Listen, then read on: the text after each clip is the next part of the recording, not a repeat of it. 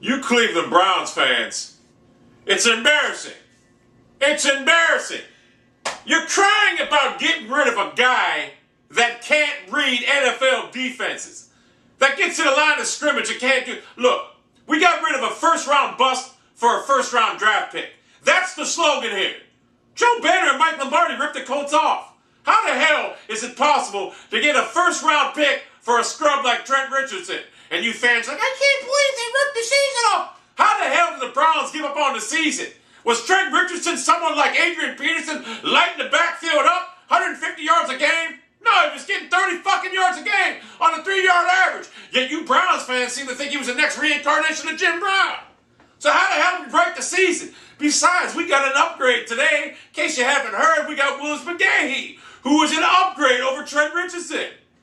You Browns fans, like he was going to be the cornerstone of our fucking organization. He's injured every preseason. Everyone blames his injuries why he struggled last year. This year he's completely healthy, does the same goddamn things. You Browns fans' problem is you accept mediocrity. We were 10-6 a few years ago with Derek Anderson. Y'all probably thought this was going to be the future. They are building a long, sustainable run in Cleveland. And that doesn't start with some overpriced, overhyped running back. He wasn't Adrian Peterson. If we had Adrian Peterson and we traded him for a first-round draft pick, then you could sit there and say, yeah, why are they doing that? But Trent Richardson has done absolutely nothing in his 18-game career in Cleveland. He's not going to give us a win. He's not going to make us win anymore. He's not going to make us lose anymore. But you idiotic Browns fans have no clue on football. They are building for a future here. Look what they did to the defense in one season, in one off season. We could never stop the run before. We held the Dolphins to 20 fucking yards rushing and the Ravens to 99 yards rushing. What do you want from this fucking place? You guys are spoiled because you want your results now in a now result league that you're not getting. They had to completely fix mistakes from the Holmgren Shermer era, who had the previously fixed mistakes from the Mangini era, who had the previously fixed mistakes from the Cornell era. And it keeps on going on and on. What do you fucking want, Browns fans? Did you think we were going to win 10 games with Trent Richardson dancing behind the line of fucking scrimmage? Did you actually think that was going to happen? We ain't had a running back in Cleveland since Jamal Lewis in 2007. And I know most of you Browns fans thought that was going to continue in 2008. What happened? I think we went 5-11 and 4-12. This front office seen a fucking deal of a lifetime. Anytime you can unload a first-round bust on a first-round talent, you make the deal. I bet you the Chargers wish they could have unloaded Brian Leaf on a first-rounder, but they couldn't. So you dumbass Browns fans need to quit fucking crying like little preschool little babies and understand this regime is building for a championship. And that championship don't start with a dancing running back that can't run because he still thinks he's at Alabama, running behind 375-pound slob offensive linemen against inferior collegiate defenses. When are you going to start processing that? Alabama running backs do not translate into the National Football League. Everything is easy for them in college. In the pros, it's not so easy. Joe Banner has a track record. He drafted LaShawn McCoy, that beast out of Philadelphia, in the second or third round years ago. Brian Westbrook, he knows what he's fucking doing.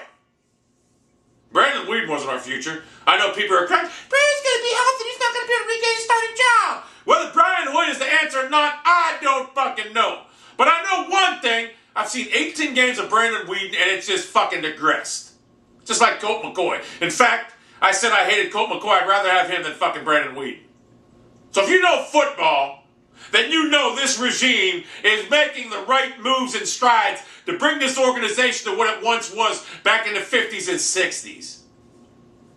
They're going to be competitive, and not only competitive, dominant. They built a dominant defense. I'll tell you what, if you get a corner opposite of Joe Hayden, you got the makings of a top 1 ranked defense in the National Football League. As it stands now, it's a top 5 fucking unit.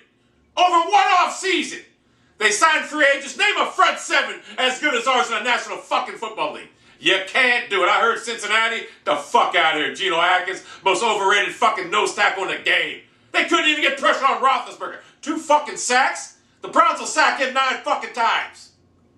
So you fucking clown fans, Browns fans, listen up. Tired of these fucking old regimes coming in here and building your fucking hopes up. signing the Jeff Garcias like we're a quarterback away, the Derek Anderson, these one-year wonder players giving us a fucking sense of urgency like we're going to win when we weren't going to fucking win anyway. We got a regime here. It might take a year, but I'm going to tell you right now, when it happens, and I assume next year, it's going to happen for a long fucking time. It's not going to be like 2007 when we missed the playoffs with a 10-7 record, when we had the 5th-ranked offense in the league under Rob Chudinski. Then the following year, we went 5-11 or 4-12. It's not going to be like that.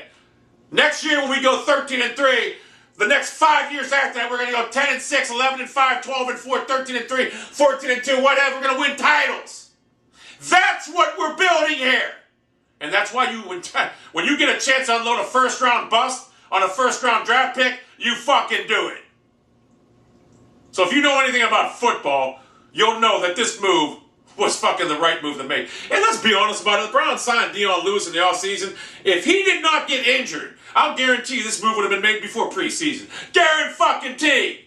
He was signed to take over because he's a shifty running back with speed. Trent got no speed. He's got no tackle breaking ability. Everyone wants to talk about how he breaks tackle. He goes down with a push. He's down. The Browns, I wouldn't be surprised if Josh Gordon is now unloaded the New England Patriots. He's one strike away from me in a year suspension. I would not be surprised. We know Lombardi and Belichick are tight.